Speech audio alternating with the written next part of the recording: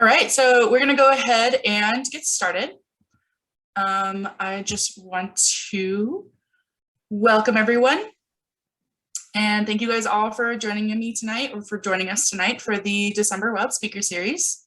And before we get started, I just want to respectfully acknowledge that the lands that we are on here in here in Nevada, and the lands that the Wilderness Land Trust conducts their business primarily on, their base camp office.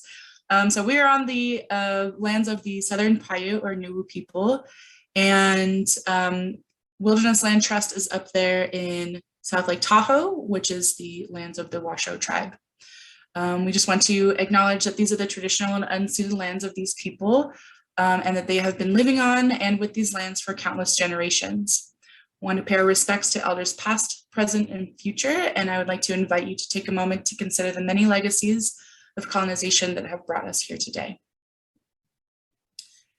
And then with that, I am Clarice Wheeler, and I will be hosting tonight. I use she, her pronouns, and I am the Southern Nevada Programs Coordinator at Friends of Nevada Wilderness. So Friends of Nevada Wilderness is a statewide nonprofit focused on protecting wildlands.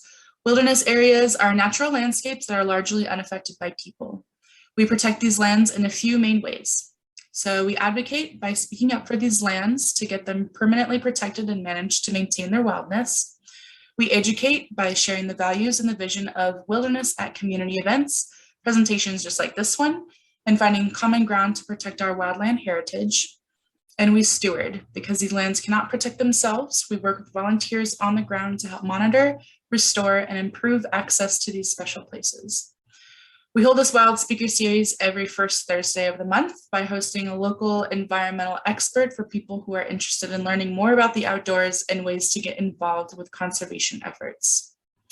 So now I want to introduce you to our speaker. Tonight we are joined by Wilderness Land Trust Vice President and Senior Land Specialist, Aimee Rutledge, who has generously joined us tonight from a different time zone. And she will be discussing wilderness land acquisition in our own home state of Nevada. The founding mission of the Wilderness Land Trust is to return private land and holdings within wilderness areas throughout the country to public ownership so that the enduring qualities of wilderness can be preserved for generations to come. If you have any questions throughout the presentation, go ahead and drop them in the chat, and then we'll get to them as soon as Aimee's finished with her presentation. Or even if you have something that you want to, and something interesting that you want to share, go ahead and drop that in the chat as well. So just a few housekeeping notes. I would just like to ask everybody to mute your mic if you're not speaking. And then if we start having some bandwidth issues, I will turn off everybody's cameras as well so that our speaker can come through clearly. Alrighty, and with that, I will pass it off to you, Aimee. Thank you very much, Clarice, and I really appreciate everybody being here tonight. I know December is a busy month for everyone, and I will apologize in advance in case there are new people from the last few minutes that I may cough, so don't worry, don't freak out. You're not going to get sick for me, thank God, right over Zoom, but it's a little anxiety-ridden hearing somebody cough, so I'm getting over a cold. It's not COVID. Anyway. So I want to share our work in Nevada tonight with you all, but I'm happy to answer any questions you have about our work after the presentation. A little bit about me and my background super quickly. I do work nationwide for the Trust, and most of the work I do is in the California and the southwestern states, Nevada, Arizona, New Mexico. But I've also done work in the state of Washington and Alaska, and have assisted on deals all over in the West, so, and also in the East, actually, a little bit. So anyway, it'll be interesting to hear everybody's questions depending on what they are, and I look forward to that.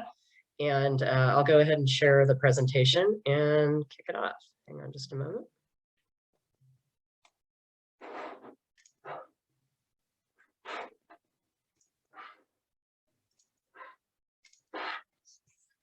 Okay. So first off, and Clarice, just to verify it's working okay? Yes, you're good. Great, thank you. I wanted to introduce all of our team. We're a small but mighty team. We call ourselves persistent and tenacious. And our biggest goal is to try and build trust with the many partners we work with, some of whom are on this call as listeners today. Friends of Nevada Wilderness, big one.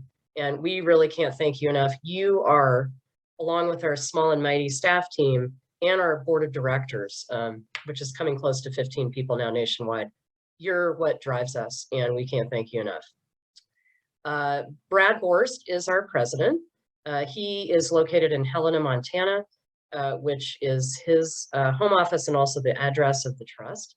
Kelly Condi is a wonderful land specialist. She works in the Northwest in Colorado primarily, and she is based out of Pocatello, Idaho. Ingrid Uglin is our communications director, and she pretty much rocks it, just like Clarice. We also do some of our own presentations, and if you want to know about any of that, visiting our website is an easy way to do that, and that'll be up at the end of the presentation. It's just our name, wildernesslandtrust.org. And me, and we're all in wilderness outback situations, as you can see here. I happen to be hiking on the John Muir Trail in this picture, and actually was caught in a lightning storm, so we had to take this really quickly. So we ran down off the summit. That was pretty hairy, actually. But taking reasonable risks is a big part of our business. So let's see. I'm trying to figure out why. There it goes. Okay. So, I mean, Clarice already said what our mission is, but, I like to review that because it's the heart of what every nonprofit does. And it's why people care about what we do, including me. We keep the promise of wilderness, and we do that by acquiring and transferring. So every time we do two deals, we do a deal with the private landowner who owns the land, and we do a deal with the agency that manages that designated area, usually wilderness, sometimes proposed wilderness, and sometimes properties that are directly protecting wilderness values by adding access or by protecting an area that could become wilderness in the future or be added to an existing wilderness area in the future. Our vision is that we think we should try and have a complete, secure, and accessible system of national wilderness preservation for everyone to enjoy. And there are approximately 180,000, a little less than that now, but not much, acres of private inholdings inside designated wilderness. That's not counting proposed wilderness areas that have private land or edge holdings next to wilderness that are also important to protect. It's a lot of land, and it's almost 3,000 landowners. That's a lot of individual private people deciding how to manage land that's inside wilderness. And we'll see in a minute some of the things they decide to do that aren't consistent with wilderness land management around them. We try to be really fair with everybody that we work with, and revering our wild places is really important to us, and trying to share that legacy with others that we're working with. We also really stick with stuff until it's done. And, treating landowners with fairness is really key. We actually attract support from both sides of the aisle politically, because we are a fast way for people to sell their private inholding or edge holding or proposed wilderness inholding at a fair value. And it's very difficult to transfer land to the federal government, as some of the people listening to this call know, from hanging in there with us on projects that have lasted over 5 years to transfer. So, getting the funding and then working through the process with the federal government can be very complicated. And on average, it takes a couple of years, if not more, to do that. So many private landowners aren't willing to stick it out that long. They need to sell. And so we're a way for them to do that. And, we really value that. And so we don't do advocacy, and we just do real estate work. We only hold the land as long as it takes for us to transfer it to the agency.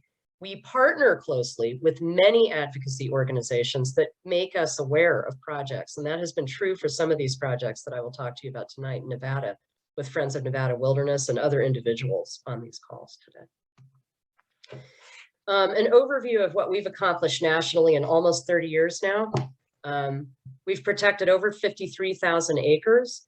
We have added 498, almost 500 parcels to wilderness and or other federal ownership that's related and designated. capacities. And we have completed, meaning no private land remaining inside, 17 wilderness areas in multiple states.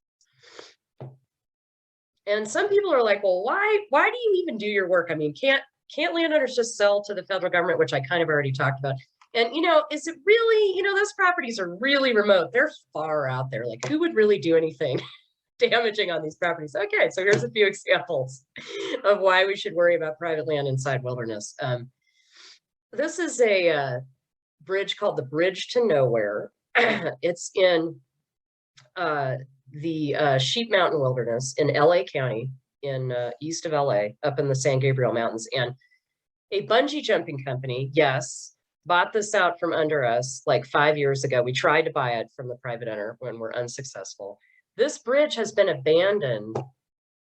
It literally goes nowhere. That's why it's called the Bridge to Nowhere, because Caltrans abandoned this road for lack of being able to maintain it, which is impressive because Caltrans really maintains some pretty difficult roads.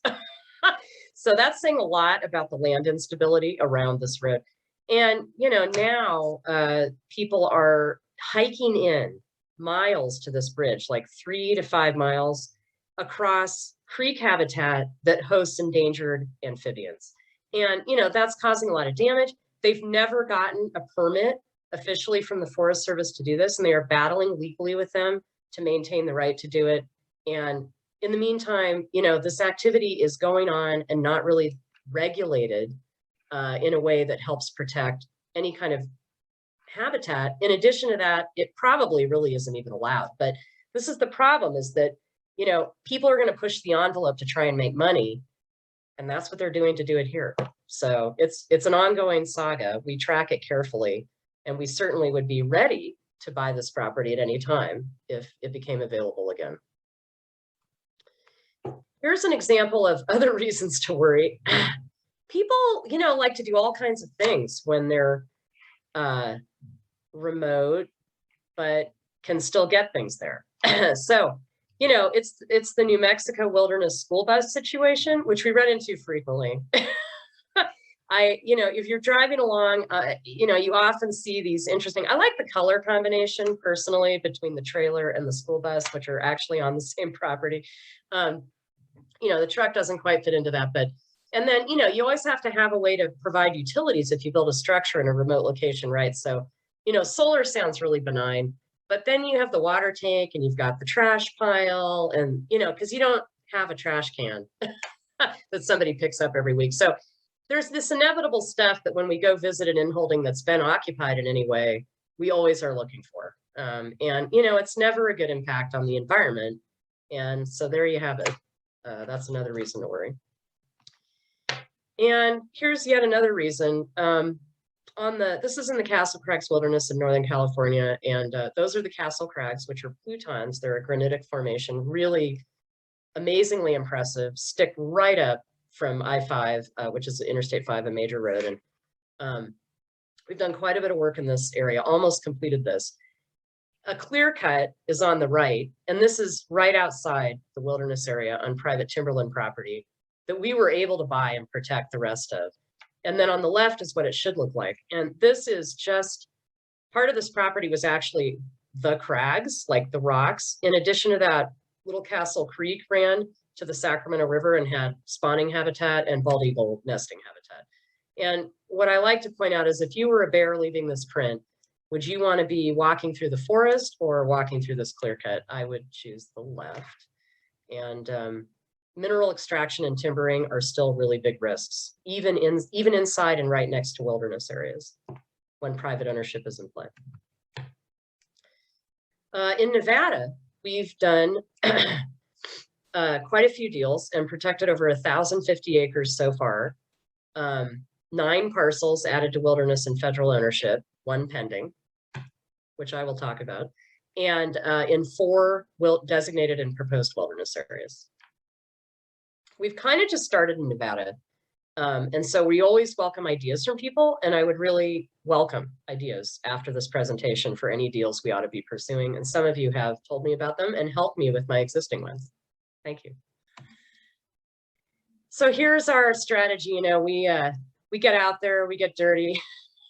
we visit almost every property. The only one I haven't visited is one that was over 11,000 feet in California that had no trail to it. And we all decided that was a little too dangerous. But here we are. And the 4 wilderness areas I'll be talking about tonight are the East Fork High Rock Canyon Wilderness, the Jarbridge Wilderness, the Ruby Mountains Wilderness, and the South McCullough Wilderness. And these run from northern Nevada, over to the eastern and western sides, and then down near Las Vegas. So the first property I'll talk about is the Murphy Creek property in the Ruby Mountains Wilderness. And this is just a picture of some of the terrain in that wilderness area. This is the approximate location of that inholding. This wilderness area is south of Elko. This property was 413 acres. And it was an inholding in the wilderness. It is a larger ranch that owned this inholding. And we were able to work with some very generous private lenders to help us acquire this quickly. Thank you. Some of you might be here tonight.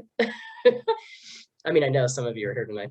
And this was in 2013 that we were able to purchase this property. And this is in the Humboldt-Tyabe National Forest. And the interesting story about this property is, and this is illustrative of some of the work we have to do. Sometimes we got to clean up the school bus, but sometimes we got to clean up the legal title before we can transfer it and get it in wilderness condition to the federal government. So often water or mineral rights are severed from these properties. They've been granted out in the past, reserved by prior owners that then pass the property on without them to somebody else. And we have to go get those back before we can transfer it to the federal government, because they want all the values that make up wilderness. And we all know that mineral extraction or timbering could cause a significant disturbance, and they want to get rid of that threat. So in this case, we convinced the owners, who shall remain nameless because I've blued that out, that they should, some of them owned the mineral rights, or I think it was actually, a different generation still held the mineral rights than the people who were the trustees of the trust that we were buying the property from. And we convinced them that they should grant the mineral rights back to the current owners, with the condition that if it did not get transferred to the U.S. Forest Service, the United States basically, then the mineral rights would still stay valid. But if it did get transferred to the U.S., which was an almost certain outcome if they sold it to us, that they would be terminated. So that was a compromise outcome, and it worked because it allowed us to transfer with the mineral rights that we owned and that were then quitclaimed and didn't, the owners got them back essentially to be able to get them to the government. So that was really great. And this is a picture of that area down below, looking up at the Ruby Mountains. And, it's a pretty beautiful area. It's pretty stunning. I actually pretty familiar with this area, and I'm glad we were able to protect some area up in the mountains there in a watershed that was important. The next deal I'll talk about that illustrates a little bit different type of protection that we do is in the Jarbridge Wilderness. And I have not been to this wilderness area because another staff person handled this deal, and I really want to go. It looks amazing. It's up in but B, the name is really cool. So Jarbridge comes from Shoshone language. It's I will say, not accurate in Shoshone language, but it was meant to be similar to a word that meant beast or monster that lives in the mountains. And that's kind of cool, right? There was a legend about trapping it in a cave up there. It's been occupied for over 14,000 years by humans, which is also amazing. And again, territory that's the Shoshone tribe. And it's right on the border with Idaho, close anyway, not quite. And up in the northeast corner of Nevada. And in this case, and by the way, this is over 110,000 acres, and it was designated way back in 1964. So pretty big area, been around for a long time as a designated area. And you can see why, right? It's beautiful values there and a lot of water. So this is kind of a lame aerial photo, my apology, but I just wanted to give you an illustration of, this is 7 different non-contiguous parcels that we were able to get donated to the trust, which is amazing as an opportunity to be able to protect something that way. 280 acres total. And 4 of them were near the headwaters of Sun Creek, which is an important tributary outside the wilderness, on the southern end of the wilderness.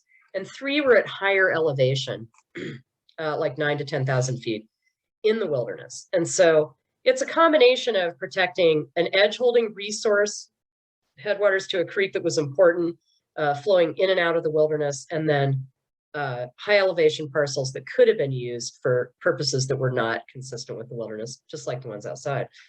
So the forest was interested in picking up all of these, and they are in fact in holdings in the forest. So here's the general location of the property, the arrow, subject.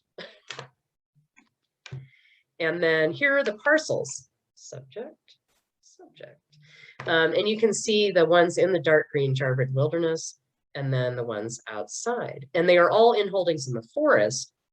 So this is a perfect example of where we would acquire designated wilderness in holdings that become wilderness right away, and then some that are out holdings, but important resource for the wilderness and the forest areas surrounding the wilderness.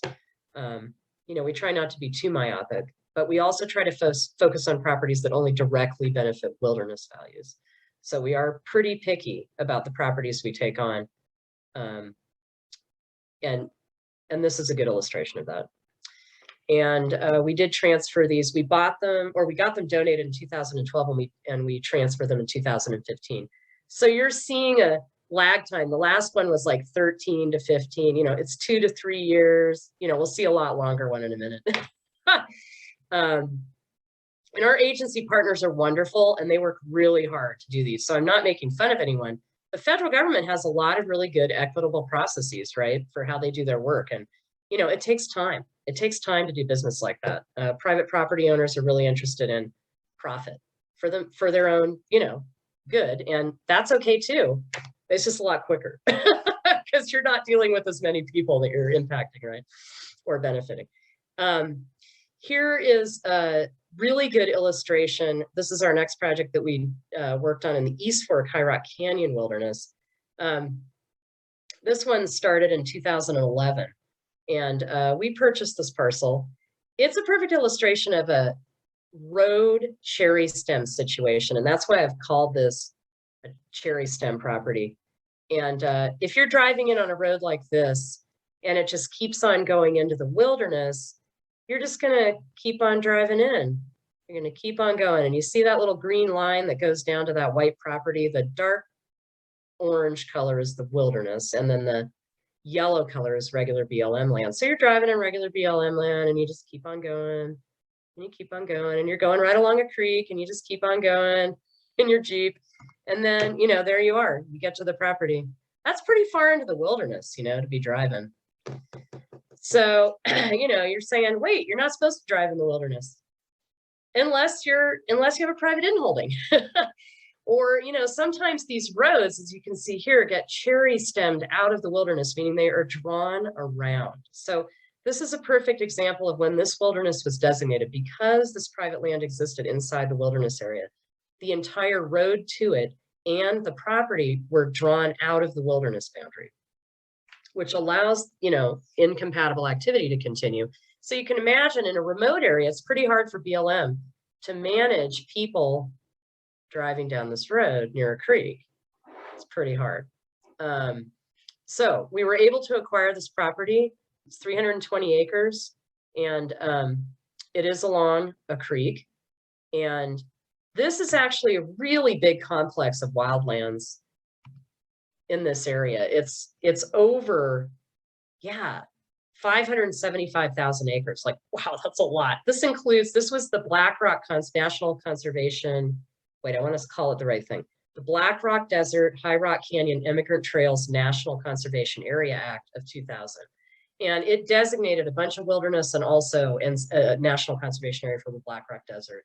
So altogether, it's almost 600,000 acres. This wilderness area by itself is 52,000 acres. But again, it's adjacent to 2 other wilderness areas in the NCA. So it's a pretty big wild area. And to have this kind of incursion is not helpful to manage its wild values. And, you know, again, it's protecting, as you can see, riparian habitat. That's really important in this area because obviously it's pretty dry, you know, Black Rock Desert, Burning Man. It looks pretty dry. There's a lot of dust storms, at least from the pictures I've seen, you know, stories I've heard. I have not been, which I kind of regret. And the habitat in this area is pronghorn, raptors, sage grouse, chukar. So there are hunting values, and there are also obviously high wildlife values with all this water. And there's a lot of historic resources in the area too. Really important trail, immigrant trail through the area, and other cultural resources. In fact, in all these wilderness areas, there are extensive cultural resources from past and still present occupation and use by Native Americans. And the last deal I'm going to go into detail about is down near Las Vegas, near Clarice, just south of town. It's the McCullough Spring property, and it's in the South McCullough Wilderness area, but that's the beginning of the story. Like the other property we just talked about, it's in the middle of a large complex, and this property is the last 40-acre private property that connects the South McCullough Wilderness to the Paiute Eldorado ACEC and an even larger area of the Mojave to help protect desert tortoise. And all of that together is over 200,000 acres, and actually much bigger. It's almost 1 million acres that have been designated by the Fish and Wildlife Service to help protect the desert tortoise primarily, but of course there are other species that are incredibly important as well. So here's a great illustration of why we do our work. Oh my God, what is that white thing doing there? So that's what we always look for, right? I mean, you know, this is the kind of thing on the map that we're like, oh yeah, that's our deal. And you can see that the ACEC is the hatched area over the yellow, which is regular BLM. And then the dark color is the wilderness. You can see the wilderness was drawn around this area. And the only reason for that is because of the private property. I mean, actually, there's really important water habitat. The spring is on this property, and you would totally want to include it in the wilderness. And it was not, because it's private property. There's a road to it.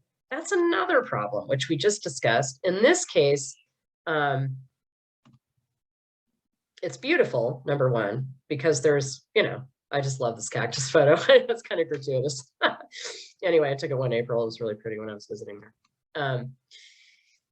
The water rights are really important out here. So what happened with the water rights out here is that the Nature Conservancy actually acquired them years ago in a big group purchase, like all over the desert in that area, which is wonderful. And that's super important for the conservation of the resources on this property. It still remained in private fee title ownership, meaning the person owned the ground, and rights to use the water, actually. We think, we're not totally sure. These water rights were transferred then to the county, and they're designated for in-stream use. That's wonderful. So that's one piece of the puzzle here. The other piece is, where is the spring located? So there was a big debate with the property owner and BLM about where the spring was actually located, on the property or on BLM property. There is access to the spring water on the property, but the origin of the spring was in debate. There are two reasons this is an issue. I mean, it was more important even to acquire the property if the spring was on the property, still important even if it wasn't, because it was being used for a cattle operation. And, you know, that's not helping wildlife because of the private ownership. But in addition to that, the owner was debating with us the value of this property. And so if it has a water source on it, it's worth a lot more, usually in the desert, you know, as an appraised value. So, you know, there was a survey done. There was still a debate. This is a survey marker. One of you had a survey marker in the background of your Zoom thing, which I thought was really hip. Lewis, actually, not to call you out. No. And this is, you know, we always look for these. I told Lewis before the presentation, we're always really happy when we find one of these. In this case, we were, but there was still a debate. I won't go into why. Like, there was a debate about whether the survey was accurate. Finally, we ended up negotiating with the landowner the price that made sense for us. We really don't care what the price of the property is, as long as it meets federal appraisal rules, and as long as we know all the facts are correct in the appraisal. So again, the location of the spring was really important. And what we did, because there was uncertainty about it and would have cost so much money, frankly, almost more than the property to resolve it, We just kept being patient and worked with the property owner until we got a discounted price that was, safe for us to be able to then feel confident we could transfer it to BLM and get an appraisal according to federal rules to be able to do.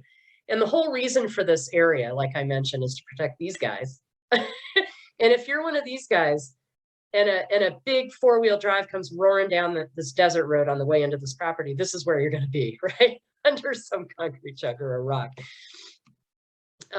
Here's the road into the property, and you're not really going to stop just because you see this sign, right? I mean, you've driven miles to get here. You heard it was cool. You want to do this loop through the wilderness. You're like, I'm going in, So right now, the only management is this sign, or it was there a while ago when we first did our site visit. It may not be there anymore. I don't know.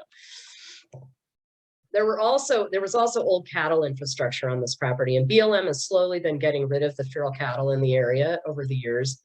We, in fact, I'm giving credit to people who are on this call today, had incredibly generous volunteers, and lender that helped us get this property acquired has been very patient for over 5 years, waiting for us to get a grant from BLM, who were very hesitant to try and pursue funding due to political reasons for a long time. But now finally we've gotten a SNPLMA grant. I feel like I sneeze every time I say that. SNPLMA, the Southern Nevada Public Land Management Act, where they sell some properties to private parties near Las Vegas, and then they use those proceeds to fund good projects, forest treatment or land acquisition for conservation nearby. So we finally got a grant, and BLM is now working on acquiring this property. We're so excited. And we got all this infrastructure removed by, weekend warrior, go, who went out and took it out, which is just amazing. So we rely on volunteer help to do many projects like this. Obviously, we'll bring in contractors if it's a big job that we can't get volunteers to do. But, we've done everything from like cabin removal, school bus removal, sage grouse restoration. I don't know, I could go on, but corral removal is also a big one. We've done that multiple times. Thank you. And so that story has now a happy ending. And I forgot, bonus property, potential future acquisition. This is a perfect property for us to work on. And we indeed tried to acquire this property a few years ago when it hit the Las Vegas newspapers.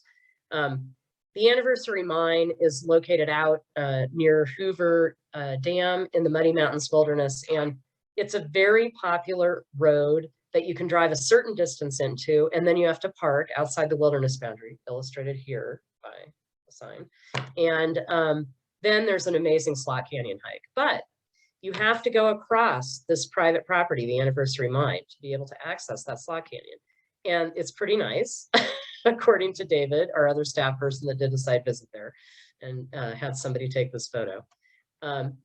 This is what happened. The private landowner, and we see this often, cut off access. And there, I have to admit, there could be a reason for this if you're a private property owner, right? Like, I try to see things from both sides all the time, because as a negotiator, that's really the most effective way to communicate well with people. And most of the time when people do something, there is a motivation, whether or not you agree with it. The general public, although we all like to think of ourselves as great stewards when we access areas, isn't always a great steward, right? They could cause problems for not only public land managers, but also private land owners. And so I don't know specifically what this guy's motivation was for closing his property, but when you've got private property that's next to public property that's needing to be used by people, because that's where the road goes to get there to the trailhead, it's inevitably a potential conflict. There's just no way around that, right? The private uses they want to put it to, that they have the right to put it to, may or may not be compatible with public use or wildlife habitat. So in that case, there's really nothing the agencies can do. And really the only solution is to try to acquire the property. So again, we can be a little more nimble. We had a good conversation with this guy about value, and we're just not together yet on that topic. But, maybe someday we will be. And I will tell you that we have had deals where we've wrote notes to people for 20, 25 years before finally, someone in the family decided, either them or somebody else, that they were ready to sell. So we do try to be really patient, really persistent, and keep building trust with everybody involved, the landowner, the agencies, people who are using it, people who are wanting to help steward it. And that's how we get our work done, is building those partnerships and building trust and relationships with people. So we're really excited to keep doing that in Nevada with your guys' help, and all throughout the country. So I just wanted, before I end the presentation, I just wanted to give a little overview. I mean, we have a lot going on. Our mighty team of 4, actually 5 people now, we just hired an office assistant. And we're hiring an operations director, so soon to be 6, but still small. We are doing a lot of deals, and we're really excited about that. We really focus on our program work. You know, like the vast majority of our effort goes into obviously acquiring these properties and transferring them, and also cleaning them up, both the legal part, like I talked about, and also the physical part, to get them wilderness ready and be able to, you know, add them to the designated areas. And we're doing projects all the way from Alaska down to Arizona, and everywhere in between. And we have some that are sort of pending and we're really hopeful about in Utah, and a couple other states as well. So it's exciting. I love doing this work, and I can't thank everybody on this call enough for being interested in it and loving the wilderness too. And this is my contact information, and that's our website. So we have a lot of cool stories about our work on our website, and a good map that talks about where we're working all throughout the country, and, you know, gives some additional stories about work in other states. Thank you. All right, thank you, Aimee. Do we have any questions? I have a question. I'm Carol. I am an avid hiker from forever. I'm a nurse practitioner, and I'm also a National Ski Patrol. And I have a question that it might not be, I mean, I would love to volunteer for you, but it might not be related, but I thought you might have some input. So I hike a lot at Lee Canyon, and I did notice that they fenced in the pond that's been the water source, it's, national forest land, for the wild horses, and there were deer all over there. And then I noticed in the summers with the drought, they were looking dehydrated. I mentioned it to a ranger one time after a hike. He said, well, there's a pond around here somewhere. I said, do you see the fence? So the ski patrol and the management at Lee Canyon told me the Forest Service told them they must fence it so the horses can't get in. And that because there were dead deer in it, they found. So their water supply is cut off. I saw dehydrated burros, everything I told them. So he told me, contact the biologist. She's not a biologist. She has a master's. And I could find her on Messenger. I told her about it. She said, could you email it to me? Then fast forward, I take work contracts. I was helping with COVID in the Siskiyou Shasta area. And they have a program called the Guzzlers, and they have rain there and they have lakes all over, and they're really concerned about the wildlife. So they put out 240 tanks with 1,800 gallons, and they allows it to collect the rainwater for the wildlife. In the paper, I took a screenshot of the paper and I sent it to her. So they're really concerned with the wildlife that have a lot more water than ours. So it's like, do we just stand there, Wild Horse Annie is dead, and let them die? They don't all live in Cold Creek? Or is this like out of your jurisdiction? Or do I go to the Fish and Game? Like I turned to some people and they said, oh, there's nothing we can do. I don't want to believe it. I saw it happen in the Santa Monica Mountains. We lived across from Mr. Campbell, who owned the Santa Monica Mountains, and he didn't want any of it touched. Slowly over the generations, what happened. So it's near and dear to my heart because I watched the devastation. That would really be devastating. Actually, fascinatingly, during COVID, I had to drive between New Mexico and South Lake Tahoe multiple times. And the shortest way is to go through Las Vegas. And I camped, disperse camped in the Humboldt-Toyabe right on the access road halfway up to Lee Canyon. And I've been skiing there once in the winter, but I camped there all different times of the year and had many visits from the wild burro herd at night, which at first I didn't know what it was. And I was like, are these javelinas? Are they going to kill me? And then I'm like, no, they don't live here. I'm I'm like, okay. I'm not laughing because I think your story is funny. I think it's a really serious story, but I was telling you that I'm familiar with that area and I can understand how devastating it would be, because it would be to me, to see a burro herd that had been healthy and then to all of a sudden see them, in trouble, right? I mean, that's awful. This is devastating, especially if it seems solvable. So I will say that the only experience that I have through Wilderness Land Trust with this particular type of issue is actually from New Mexico, where it was a dry landscape, but it was a canyon with a perennial stream, actually. And it had been used for cattle grazing. So there was old infrastructure for the cattle grazing. And BLM had to decide what to do. And in this case, they did end up removing most of the stock watering infrastructure. We were wondering, you know what I mean, whether they would leave any of it. But there's a lot of feral cattle in the area, so it's not really the same situation. I understand that, but it's an illustration. And so they were afraid, I think, that it would attract the feral cattle more often and make it harder for them to, like in the South McCullough Springs area, remove the feral cattle permanently. So it's never a simple issue. Actually, I don't think. There's always this balance. In this case, it sounds like, I'm so sorry. I really apologize. I'm sorry. I'll get a Kleenex. In this case, it sounds like the ski area might have a way to partner with the Forest Service, and they're probably even working on a permit from the forest, I'm guessing. I think they are there. I don't know that for sure.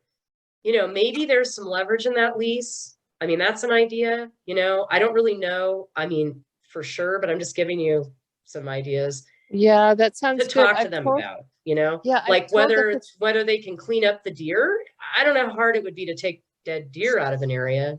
Probably not impossible.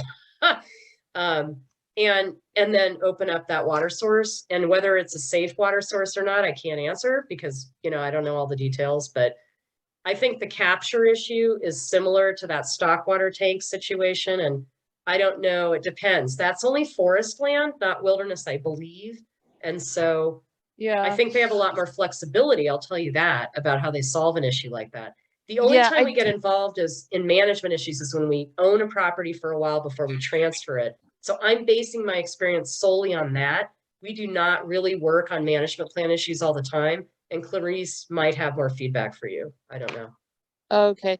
Yeah, I'm aware that when I Googled her name, there was intent to sue that what they called the biologist, because she wanted to disallow them to put up more chairlifts, and one got ruined in an avalanche. So there's a bad relationship there. But I do know from being on the Junior National Ski Patrol and all this time, other areas where I grew up, if you don't do what the National Forest Service does, including having ski patrol, they will shut you down, and they have done it at like many areas. Mount Waterman was closed for years and years. So it's very strained. And I thought putting in chairlifts is better than roads and houses. For the butterfly, there's more, Cathedral Rock area. But anyway, thank you so much. I'm going to listen. Can I go now, Aimee? Wait, sure. Sorry. I put my picture back up with my marker. So my question is, this isn't an inexpensive proposition. I mean, all these are pretty expensive transactions, right? I mean, I know that, having participated in some of your programs before, and I give what I can, and I still feel like, wow, that's not even the beginning of a drop in the bucket. So I'm just wondering if you could talk a little bit more about the financial aspects of how WLT works and makes things work. Yeah, that's a really on-point question, Lewis. I appreciate you asking about that. Generally speaking, to stay nimble, so we can close deals pretty quickly, we really rely on private lenders and donors that donate to our Wilderness Opportunity Fund.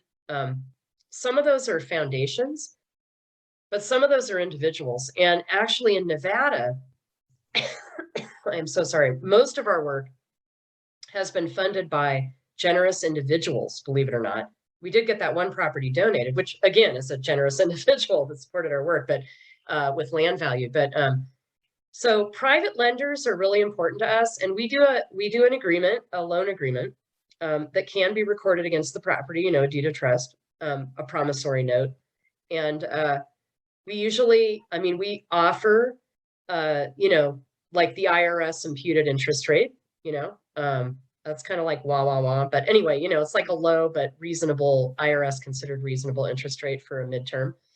And so it's a way for somebody to invest money that they maybe don't need to use right away for themselves. And it's for just a certain period of time. It could be like 2 years. Usually they're about 2 years at the most, 3 years, depending on the project. And that's actually a super gratifying way. Some of these properties are low value, but most of them are, like 100,000 or more. Some of them are a lot more. Some of them can be, lower though, like 50 or 25. So even a relatively small loan, like 10, 5, 10, 25, 20, they can make a really big impact because it could mean that we could do a project that we couldn't have done. So that is one way. Donating that amount of money is a big deal, right? Like, it would be for most people anyway, not everybody. But I think, loaning money is a little more accessible for a lot of people. And so it's an interesting thing to think about. We certainly leverage other money, but lots of times our larger private foundation supporters really respond strongly to seeing community support like that too. So it helps leverage a bunch of other dollars for us, which is exciting. So that's how we do our work, really, yeah.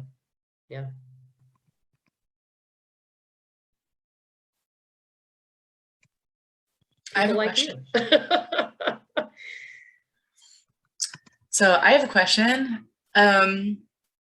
I always envision folks who own private land just sort of out in very rural areas where it's just kind of like one, it's just them and nobody else. I always envision those people having kind of a vice grip on their property.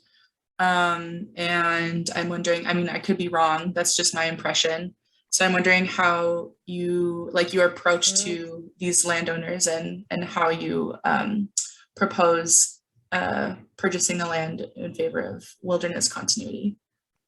Yeah, that's a really good question too.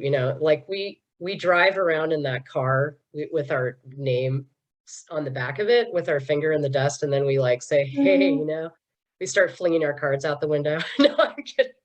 Sometimes we might do that, but usually we have actually inventories in every state of all the inholdings in designated wilderness. And so that's a beginning for us. We call it our flock in each state. And, we do it by researching the tax records, and we rank them actually by threat of development and value of resources. And so even though we would do any deal on that list, because they're all a priority for us, we do rank them. So if we're competing between deals, we have a way to choose. And we mail to all those people, I don't know, like once every other year, once every year, depends. It depends on the market. And so they all get to know us because they get little letters from us saying how excited we are about our mission. And, we like to be fair and, business-like and close quickly. And we're ready to help them preserve their property or just get fair value for it quickly, And these can be hard to sell, but not always. It depends on the access mainly. So if something has road access, it's a lot more valuable. You can do a lot more with it. And if it doesn't, then it's, harder for them to sell, but not impossible, especially in COVID. We've seen a lot of pressure. Anything that's anywhere near an urban area, people just have a vision of wanting to get away, have a remote place. And so there have been competition that we hadn't experienced in the past, frankly, since COVID. But that's kind of how we do it. We also, equally important, we get ideas from all of you on this call. You guys all go out in the wilderness, you see properties, if you see an interesting property that's near a wilderness that's blocking a trail or whatever, or it's on a stream and you think it's really important, drop me a line. We'll research it. And it could be an edge holding that we didn't know about. That's really important. And same thing with advocacy groups. you guys have your finger on the pulse of, private inholdings and proposed wilderness areas. And we don't necessarily have an inventory of inholdings and proposed wilderness because there's so many different ways to define proposed wilderness.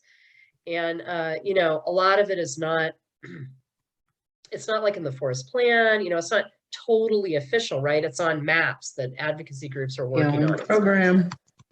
We keep relationships going with you guys, and we hear a lot of our important deals from those sources and agency staff. Like, we go and meet with agency staff even when we don't have deals in their area to keep relationships going, and they will call us when they have a wilderness deal. And so it's all those ways that we work with people. Yeah.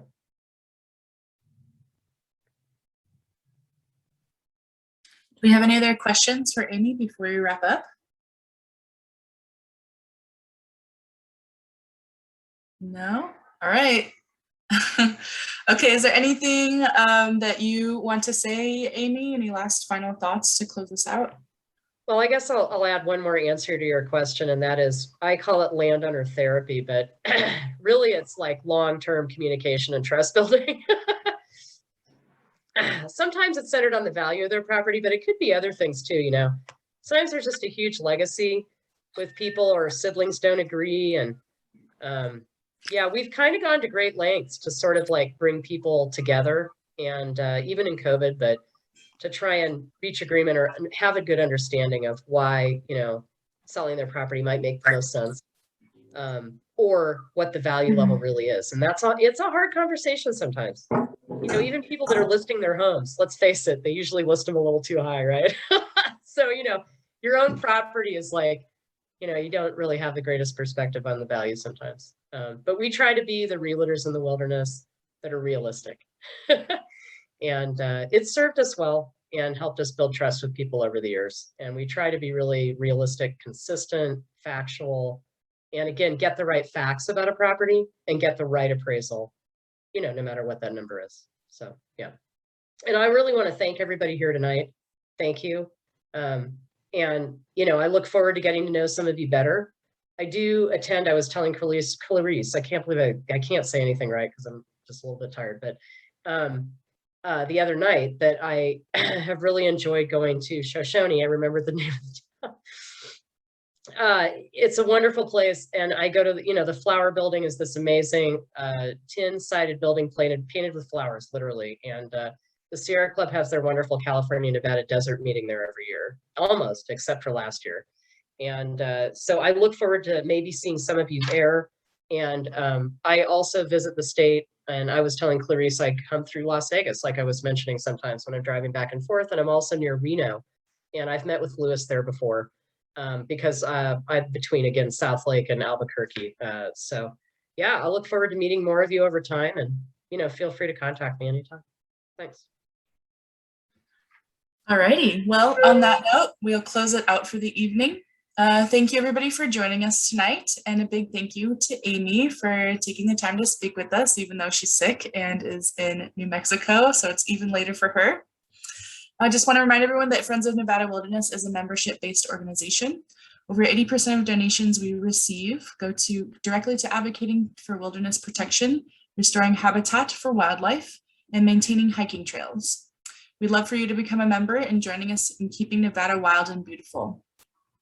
Lastly, just remember that we hold the Wild Speaker Series every first Thursday of the month with various outdoors topics. Mark your calendars for January 6th, 2022 for our first speaker series of the new year. And that's all we've got for you. Thanks, everyone. Have a good evening.